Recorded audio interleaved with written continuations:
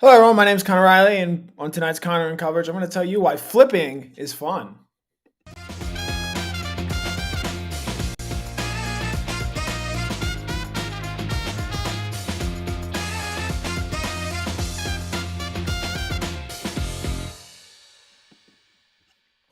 All right, hello, everyone. Welcome into another episode of Connor in Coverage. We do this 7:30 on Sunday nights.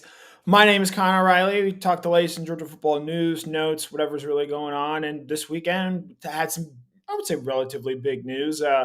Georgia goes out, makes another recruiting win. It was another massive recruiting weekend for Georgia this weekend, and it's already paid off as the Bulldogs land a commitment from four-star running back Chauncey Bowens, and we'll get into tonight why this is big, not just for the Georgia running back room moving forward and what recruiting at that position looks like in the 2023 recruiting cycle, but we will also take a look at what I think this sort of means for Georgia, Florida, because, if you're a big college football fan or follow things along those lines, I think Jeff Sentell had a really interesting note in his commitment story on Sunday about Bones, and I think it maybe kind of shows the way things are going for Florida right now, which is not very good on the football field. So we'll get into that. We'll answer your questions, provide recruiting updates and things like that. Georgia did hire a new baseball coach this past week, Wes Johnson, the pitching coach at LSU. He will replace Scott Strickland, who was running the program for the past 10 seasons there. So tons of news and notes, things to get into. Georgia picked up a defensive line commitment last week in Justin Green. So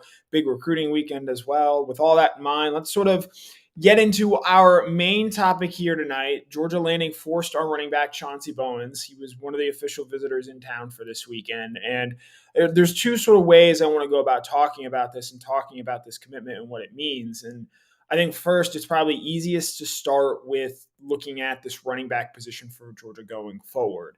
Right now, they have two commitments in this class at that running back position. Chauncey Bowens, number, I believe, 202 overall player in this class, 5'11", 215 pounds. So he does sort of fit the mold we've seen Dell McGee sort of go after in recent years of bigger, more physical backs in terms of what they bring. Does run a 10.88 in the 100 meter dash, rather, metric system, whatever it ultimately is.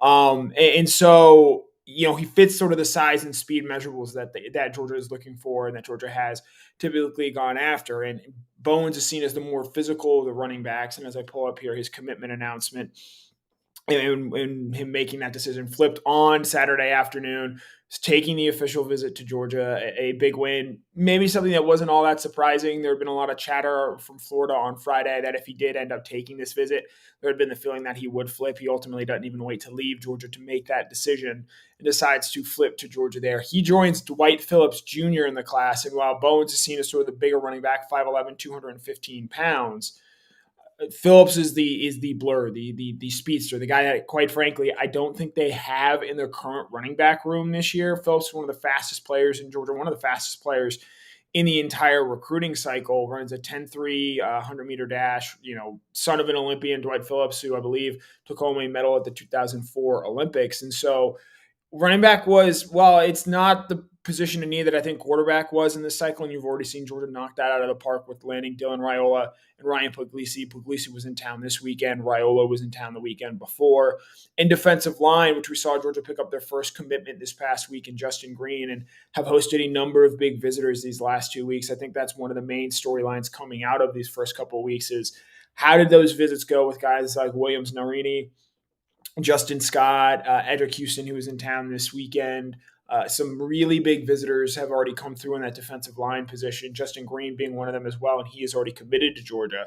So moving forward, how do these visits help Georgia restock and retool the defensive line that is going to need quite a bit from this recruiting cycle? And obviously, I think there's a lot of trust that Trey Scott can help deliver that, just given the way that Georgia has recruited on the defensive line of late, as well as how well he has developed players like Jalen Carter, Trayvon Walker, Jordan Davis, Devontae Wyatt.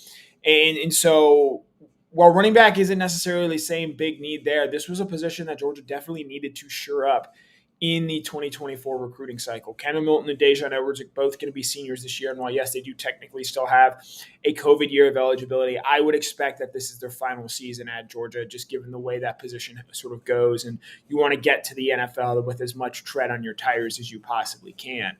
Their 2021 running back, they signed Lavassier Carroll ends up transferring out after a year and actually didn't even really play running back at Georgia as they moved him to defensive back really quickly. So you didn't have anyone in that class. Branson Robinson and Andrew Paul were freshmen last year. Andrew Paul missed the entire year with an ACL injury, and Kirby Smart has said that while the early sort of signs we've seen from Paul have been good, he's still sort of in a freshman mode of, having to go through the season and understand the rigors that come with that, um, just given the way things are sort of going with Georgia at that position. And so, with Branson Robinson, and also he's dealing with a little bit of injury that caused him to miss the spring practice G-Day game there in terms of where things are going. There's a lot of questions about this running back room going forward. And it's in, I think, stark contrast to where Georgia was at the beginning of Kirby Smart's tenure, where, he comes in and he inherits Nick Chubb and Sony Michel, but then they signed DeAndre Swift in the 2017 cycle. They signed James Cook and Zamir White in the 2018 cycle. And so all of that sort of going on, this is a position now where I think certainly within regards to this 2023 team, I know, Carson Beck is a different sort of question or equation there, but with this running back room, with the quarterback position, you feel comfortable with what I think either one of, Carson Beck, Brock Vandergriff, or Gunnar Stockton are going to give you. With the running back position, well, I like the talent of Kendall Milton and Dejan Edwards, and Branson Robinson is a promising young player. It's impossible to know which of those guys are going to be healthy, just given all of them have battled injuries, with the exception of Roderick Robinson, who's never carried the ball in a college football game so far. So running back is a position for Georgia where they're going to need to show up and not just get bodies, but get guys that could possibly play early, as we've seen injuries sort of impact this decision in this position going forward. So now they already have two running backs committed in this 2024 cycle, in Dwight Phillips, in Chauncey Bowens. I think most years Georgia would be really happy with that and really content, like what they have there on the offensive side of the ball, especially with the way so much of this class has been discussed and viewed through the lens of getting elite wide receivers, Jeremiah Smith, Ryan Wingo, Mike Matthews, who was in town this weekend. Georgia already has commitments from Nikar, Sokovie White, and Nitro Tuggle. That's a really important, position that's been talked about. And quite frankly, looking at the way teams beat Georgia, it's been elite wide receiver play. That's been the big reason. You've seen teams like LSU last year, Ohio State certainly, Alabama in 2020, in the first game in 2021. When you have elite wide receivers, it's just, I think, easier to beat Georgia. That's really the only sort of replicable way we've seen that happen to this point. And so if Georgia's landing some of those guys, it means they're not going to Ohio State. They're not going to Alabama or other programs that have the capability of beating Georgia. But with the running back position, look, Kenny McIntosh played a really important role for this Georgia team last year. And while he wasn't the every down chain mover, he was not Nick Chubb pre-ACL injury, he was not Todd Gurley, he played a really important role. I believe finished third on the team in receiving yards and made really big plays for this team in the win against Ohio State to open the season against Oregon, against Tennessee. He had a big play against Georgia Tech there to really kickstart that offense there that day. Running backs still play an important role in this Georgia offense going forward. And so with just Bowens and just Phillips, you already sort of have two players that you feel and know can help you. But I actually think Georgia's got a chance to sign three running backs in the cycle. They're making the effort to try and land a third running back, and that's a lot of mouths to feed, but understandably so. Georgia rotates quite a bit, and they've always played two running backs, at least certainly so under Kirby Smart, with maybe the exception of the 2019 season. But three running backs in a class is something they haven't done. They've only ever taken two. And so that's what made, I think, this one tweet from Nathan Frazier, who was visiting this weekend, so interesting. He sends this tweet out posing with Chauncey Bowens. Bowens and Frazier were both on visits this weekend. Frazier was on an unofficial visit. That is important to note in the process of his recruitment there. And so, Georgia's going to battle Alabama. They're going to battle Oregon to try and land Frazier's recruitment. Of Frazier, Phillips, and Bowens, Frazier is the highest ranked of the three, number 76 overall player in the 247 composite rankings there. And if you're able to add him, who is probably a healthy mix of what both Phillips and Bowens bring to the table, you have three guys where the depth questions, I think, aren't what they once were, especially would be going into this 2023 season. Let's not forget, Georgia took Tennessee transfer Lenneth Whitehead out of the transfer portal. And while he is a walk-on, I think it very much shows the level of concern that exists with this running back position for Georgia going into 2023. And maybe not so much in terms of talent, but just in terms of raw bodies and having the right guys out there that are able to do things and go out there and play. And so with Nathan Frazier, he's a major target. I'm sure when Jeff does Before the Hedges, on Wednesday night. That's going to be one of the major storylines sort of following the recruitment of Nathan Frazier going forward as Georgia tries to round out this offense and what they're able to bring. There's talk of them having 3 tight ends, with Carter Nelson being a guy they're very much after. I think Georgia also wants to add 3 running backs to this class as well. And Jeff has done a great job of talking about this and illustrating this and outlining this. The 2022 and 2023 signing classes for Georgia were both very, very strong. Number 3 in 22, number 2 overall in 23. Those were heavily defensive-laden classes. And while they do have good players in there, I think the majority of the guys that were in that class, certainly the impact guys, the guys in the top end of that class, of those recruiting rankings, came on the defensive side of the ball. This is a class where Georgia really needs to load up on the offensive side of the ball, especially at the skill player spots, because it's not a very strong offensive line class. And I know they've already got, I believe, they've got commitments from Malachi Tolliver and Marcus Harrison. And they're pushing for a few more guys. Daniel Calhoun, I think, the most well-known of those at that position. While, listed as an offensive tackle, I feel pretty confident he's going to kick down to guard, potentially at the collegiate level. If Georgia's going to build this offensive class, look, they've already done it at the quarterback position, landing Raiola and Puglisi. They're doing it at the tight end with Jaden Riddell and Colton Heinrich and possibly Carter Nelson. And so now I think they want to do something similar at that running back position where they just want to get as many guys as they can and hope that they all sort of figure it out. And it helps, Nathan Frazier, he comes from a Mater Dei program, which is one of the best in the country. It's extremely competitive. He's going to fit right in potentially with, having to compete and having to earn playing time there. And so I think that's a big reason why as well Georgia continues to sort of recruit him and go after him in the manner that he does. The sort of second angle here as we sort of transition away from what it means for the Georgia running back room going forward and what they're trying to do. The Georgia-Florida rivalry, it's very interesting to me right now, the way things are going, because obviously Georgia's coming off back-to-back national championships. And you have, Georgia, it's as high as the program has ever been. I think the Office quote, I wish there was a way to know you were living through the good old days when you were in them. I think 95% of Georgia fans, if not all of them, recognize that right now. Florida, on the other hand, is in a very, very different camp. And it seems like these two programs are going different directions. And I can't highlight this enough. And, I know Vegas and gambling lines, they're not for everyone. But right now, the over-under for Vegas in terms of wins for Florida in this season is 5.5. Meaning, if you think that they're going to win more than 5 games, which is just a wild thing for a program of Florida's caliber to have that be their over-under. And yes, they play a difficult schedule. They're one of 2 teams in the SEC that will end up playing 10 Power 5 opponents this year. They open the season at Utah. They end against Florida State. They draw, I believe, Arkansas and LSU from the SEC West. It's a tough schedule for them this year, so that is somewhat baked into it. They do have to go to Kentucky. They get Tennessee at home, but I think Tennessee has passed them in terms of the way that program is moving going forward. And we'll discuss Tennessee on a different night here. But I think with Florida, look, you're entering year 2 under Billy Napier. And, Florida, yes, they've cycled through coaches in recent years. I think when you look at some of the success that first-year coaches have had of late, guys like Lincoln Riley, what he did when he came in to USC year 1. Sonny Dykes, let's not forget, national championship runner-up from TCU. He was in his first year on the job. Shane Beamer won 7 games year 1 at South Carolina with a roster that was far less talented and had far bigger holes than what Billy Napier walked into. And yes, Dan Mullen did Napier absolutely no favors. And in an ideal world, Napier would have more time to sort of implement his program and get after the guys that he wants. But a big reason why Napier was brought in was to recruit at a higher level, to help elevate things and move that program forward from where it was at the end of the Dan Mullen era, where they kind of made it clear they weren't all about recruiting in the way that needed to be done to compete, to win titles at that level.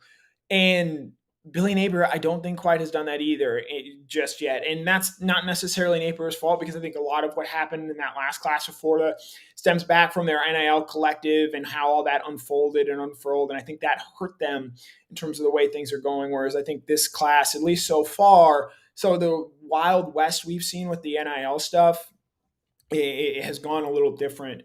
and is, in my opinion, right now a little bit tamer. Now that might change as we get closer to signing day, things along those lines. But this is a Florida class where Chauncey Bowens, I believe, was their fifth highest ranked commit in the class. And yes, they didn't have a very big class. Prior to him flipping, they only had 8 commitments.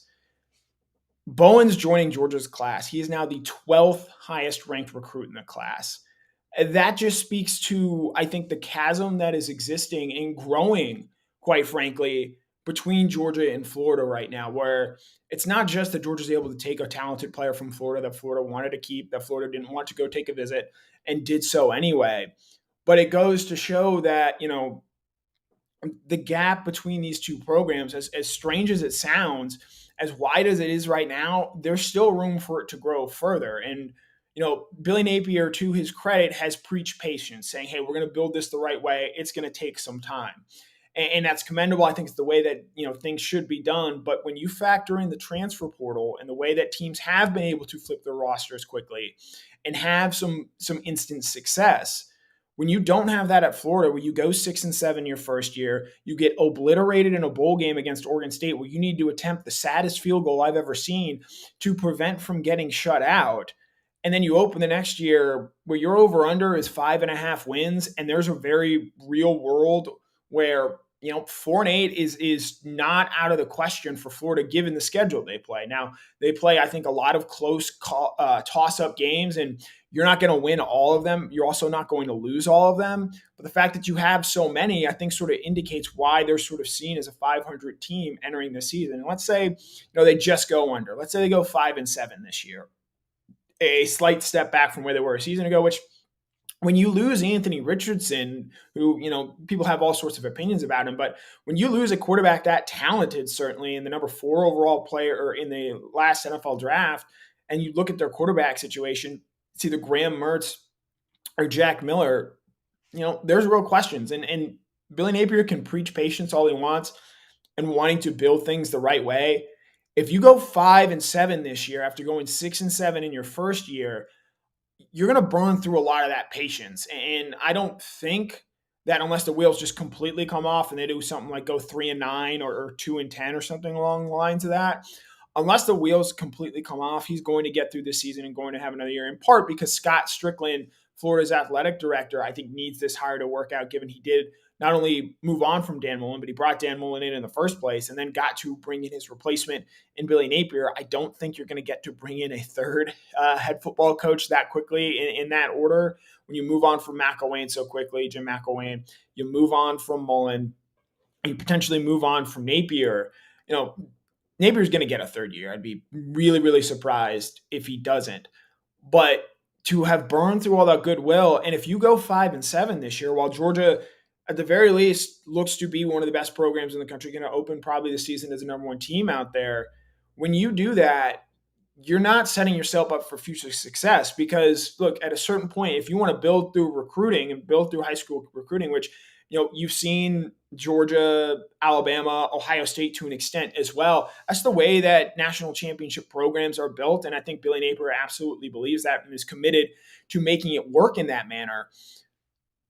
When you're not getting the instant results and you're not buying yourself the window to get those high school guys in to where year 3, year 4, those guys are now your veterans, your tone setters in the program, when you're not giving yourself that kind of a runway, it's going to make things really, really difficult, because now they can't, going into year 3, potentially with Napier, there's not going to be a ton of optimism to sell. And, that becomes tough when job security questions start hanging around your head. So I think, while the win for Georgia is nice, it adds running back depth.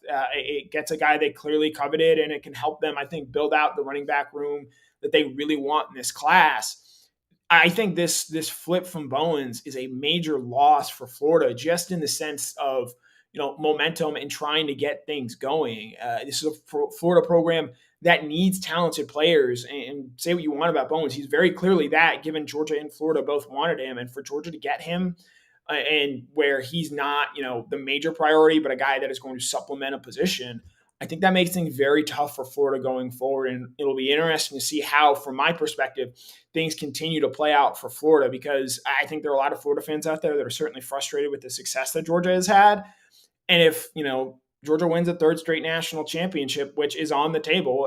They're one of the, I think, 5 or 6 teams that could possibly do that this season. You wonder what further impact that has on Georgia and Florida and the way sort of things go there for that rivalry. So that's sort of, obviously a recruiting heavy bit there. Touched a little bit on Georgia, Florida. A lot of recruiting news this week. We mentioned Justin Green earlier. Georgia begins the week with Sammy Brown committing to Clemson. He was a guy initially that was expected to visit this week, and that ends up not happening. So we've touched a little bit on what the linebacker position looks like going forward as well on various shows, programs, articles as well. If you have questions, comments, go ahead and ask away. We'll get to those right now. Sort of wrapping things up, or not wrapping things up, but off season here. A little less or a little over 80 days away from the start of the season for Georgia. They're going to open against UT Martin.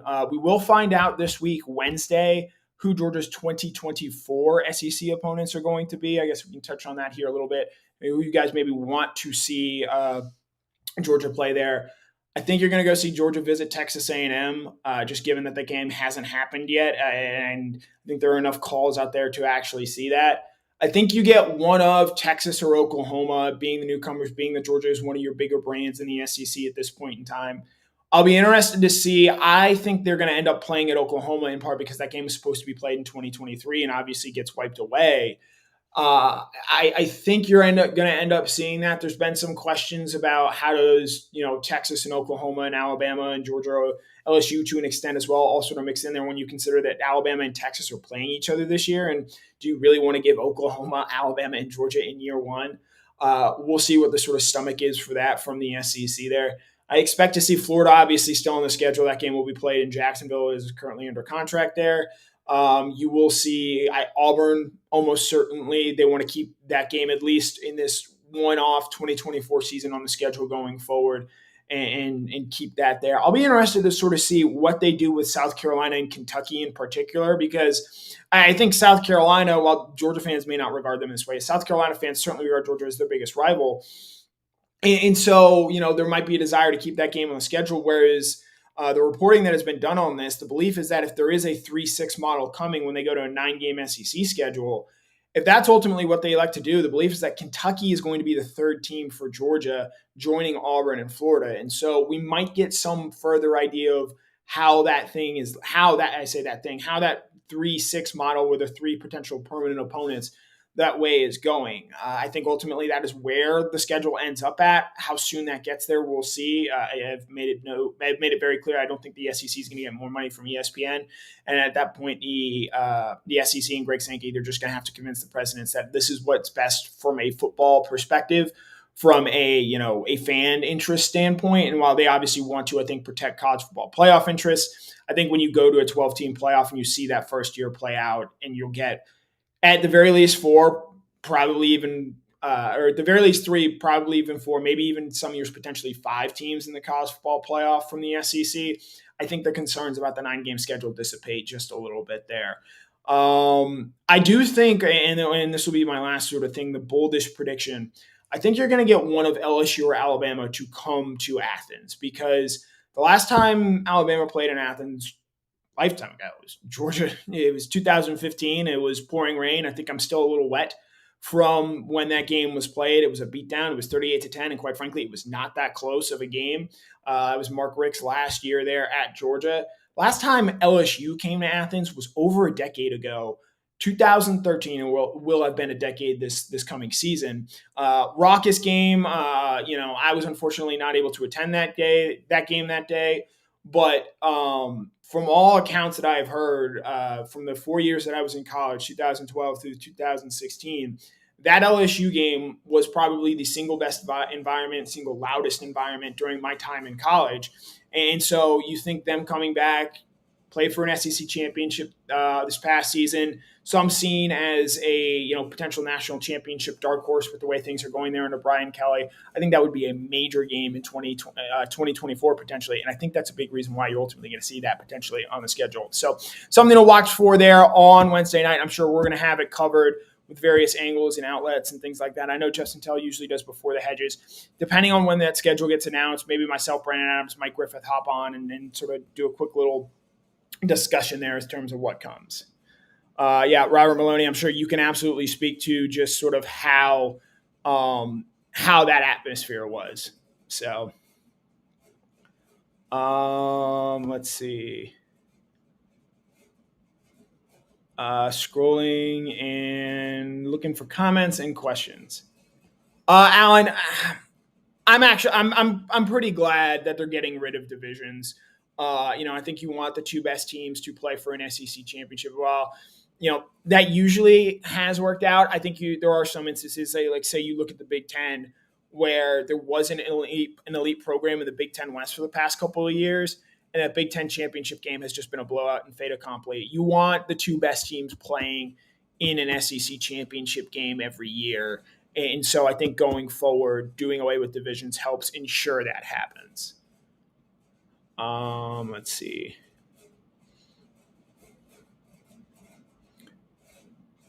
Yeah, there are a lot of Georgia fans who are taking great pleasure in things going poorly for the Florida Gators here, which is not surprising. I'm sure Brandon is absolutely going to have a field day on his show tomorrow. This is a good point here made by a commenter on YouTube. So Dominic Lovett is not the same player that AD Mitchell is. AD is much more of an outside guy, whereas I think you're going to see Lovett play a lot in the slot. They're going to move Ladd a little bit more to the outside, where he played a good amount last season there for Georgia. But Lovett is a guy who, especially when you consider that AD Mitchell, I think, missed 8 or 9 games last season, did not play the full season, missed a lot of games with an ankle injury. Dominic Lovett is going to be more productive next year than AD Mitchell is. Now, will Lovett be the clutch player that Mitchell was, where AD Mitchell, say what you want about him, 4 touchdowns in 4 college football playoff games, that's darn impressive and something that is not often going to be replicated. But from what I've heard about Dominic Lovett and the way that he practiced this spring, and didn't necessarily have a big G-Day game, he is a guy that is going to be an absolute dude for this team. And Georgia's going to be able to potentially line up Ladd McConkey, Brock Bowers, and Lynn Lovett out there as well. And then they can decide, all right, do they want to have a second tight end in Oscar Dell? Do you want to have a Marcus Rosemy-Jack Saint? What do you want to do there for that extra playmaker? But, those 3 guys, Lovett, McConkey, and Bowers, as pass-catching options, I think that's going to make things very, very difficult for opposing defenses and make things very, very easy for Carson Beck, because you're pretty much going to try and have to double Brock Bowers, and that's going to leave one of Ladd McConkey, who is a great route runner. And Jim Nagy had a tweet earlier this week about Ladd and what he's going to bring, and everyone's going to make the same short, white, wide receiver jokes. Ladd McConkey is a far better prospect than Julian Edelman, Danny Amendola, Wes Welker, Hunter Renfrow, better than all of those guys. He's going to be a guy that I think if he runs as well as I think he can and puts out a great year and is able to stay healthy and answer some of the injury concerns that he had this past season, I think Ladd McConkey is going to be maybe a second or a third round pick and a guy that is absolutely going to help an NFL team, especially if he goes to the right NFL system, as all these guys are. But he's a guy with a creative offensive coordinator, as we saw with Todd Monken, can do a lot of different things. David Carroll, it's Ladd. Ladd does so much for this team. He's a threat running the ball. He's probably going to be your punt returner potentially this year. Obviously has the consistency. With Arian, we have to see him play a full 15-game schedule. Now, if he's able to do that, that guy is a game changer. That is a guy who, in big games, you saw it against Ohio State last year. His athleticism is so unique that it allows him to be a difference maker in big games against, as close to comparable competition as you will get. If you tell me that you're getting a full 15-game healthy season from Arian Smith, something he has to ultimately go out and prove that he can do. Again, if you're telling me you're getting that, I feel really, really good about Georgia potentially winning a national championship. That's one of the big what ifs. If Arian Smith plays 15 games and is healthy the whole season, I think there's a really, really good chance that Georgia ends up winning a national championship this year. Let's see. Ryan Wingo, I believe he was in town last weekend. And so we'll see as they get through that and they get through the visit process. Again, Justin Tell's talked about this. July and August are going to be really busy in terms of, I think, better assessing how these big visit weekends end up going. Let's see. William Camacho, I agree with you here. Auburn should be on Georgia's schedule every single year. If Georgia's going to go play at Mississippi State and at Texas A&M more often at the expense of playing Auburn every single year, I just think that's wrong. Let's see. comments, questions. We'll do a few more here.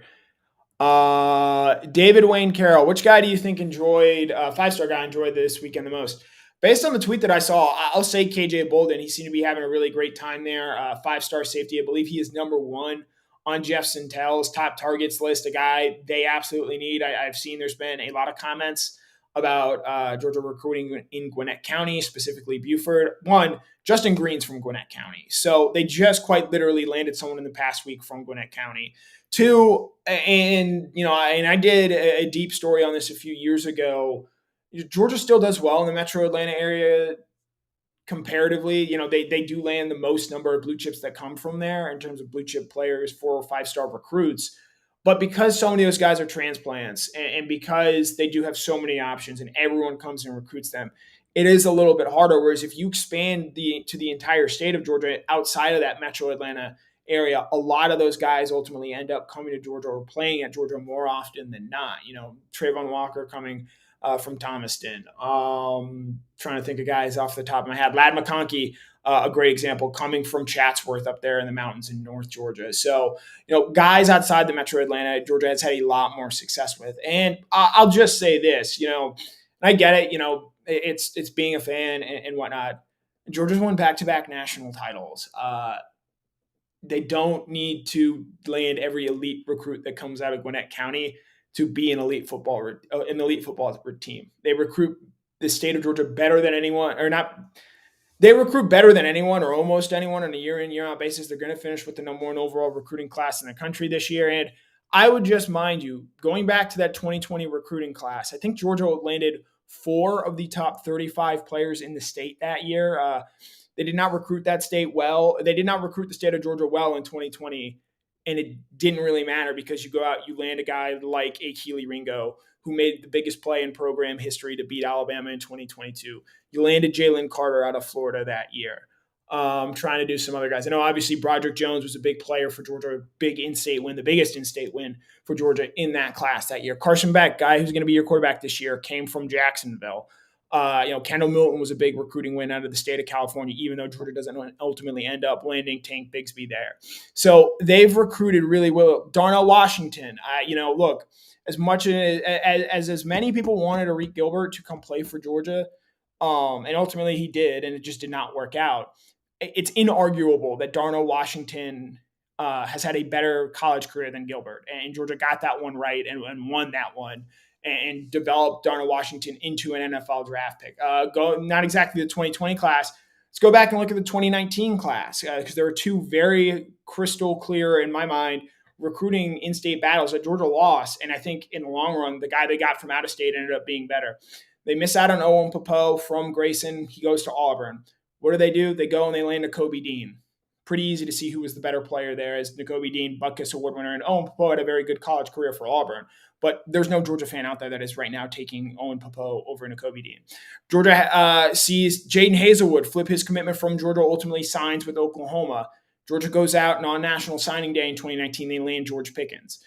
Even George missing most of his junior season, every Georgia fan out there is still taking George Pickens' college career over Jaden Hazelwood's. And so I think that sort of gets to where that ultimately is there. So that'll probably be it for us here tonight. We're going to have a ton of stuff this week. Obviously, Jeff's going to have a lot about the recruiting weekend. Mike Griffith will be back tomorrow night on the beat. Brandon Adams, Monday through Friday, big week for him. He's going to be real excited to talk about the Chauncey Bowens news, which we got into here a little bit tonight. Wednesday night, that is when the 2024 SEC schedule gets announced. So make sure to be on the lookout for that. We're going to have stuff obviously throughout the week as well for Georgia in terms of what comes next, various positions and whatnot. So thank you guys so much for tuning in. We do this every Sunday night. My name is Connor Riley. This has been a DawgNation production, and this has been Connor in Coverage.